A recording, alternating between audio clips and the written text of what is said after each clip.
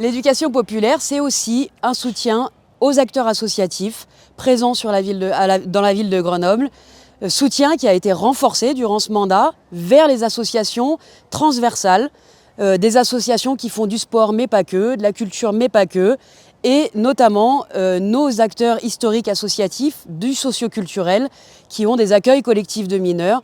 Nous avons reconventionné pour une durée de 5 ans avec ces structures, avec un socle associatif qui est garanti chaque année, et ensuite des priorités qui ont été redéfinies au début de mandat pour un meilleur accueil des enfants les mercredis et les vacances scolaires, un meilleur accueil des publics adolescents avec 24 postes d'animateurs ados financés pour ces structures-là. Ça fait 1 million d'euros par an spécifiquement pour ces ados, pour pouvoir aller sur le terrain, rencontrer ces jeunes et les aider à mener des projets, à partir en séjour, puisque pour les enfants et les adolescents, les critères sont aussi très basés sur l'accompagnement pour partir en séjour, notamment dans nos bases de plein air, mais aussi ailleurs.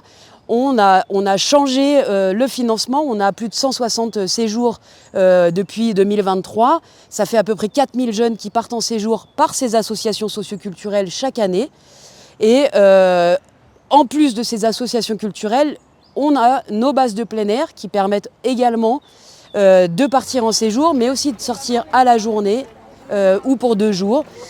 Plusieurs bases de plein air qui sont portées par la ville de Grenoble, qui sont accessibles aux associations, quelles qu'elles soient, particulièrement aux associations socioculturelles, mais toutes les autres peuvent y aller. Les classes de toutes les écoles de Grenoble, particulièrement celles des QPV.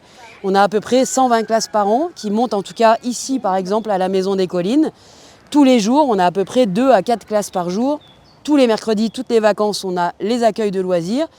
Et ensuite, on a une base de plein air à Mont-Saint-Martin, plutôt basée sur la montagne et la moitié de montagne, et une base de plein air au bord de la mer, à Massacan, pareil, où les séjours d'été avec les structures socioculturelles ou des classes de mer peuvent aller, ce qui nous permet d'accompagner soit les structures, soit les écoles, à accompagner les publics vers de l'émancipation, de la découverte de la montagne ou de la mer, des projets, voir les animaux ici, être dans un environnement complètement différent de ce qu'ils vivent au quotidien.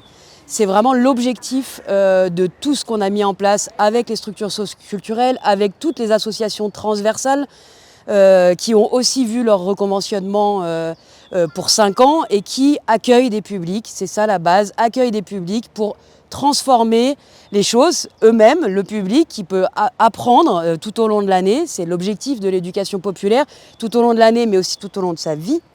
Mais aussi échanger, apprendre par l'autre, faire découvrir des choses qu'on aime, en tout cas partager pour pouvoir évoluer dans la société tous ensemble.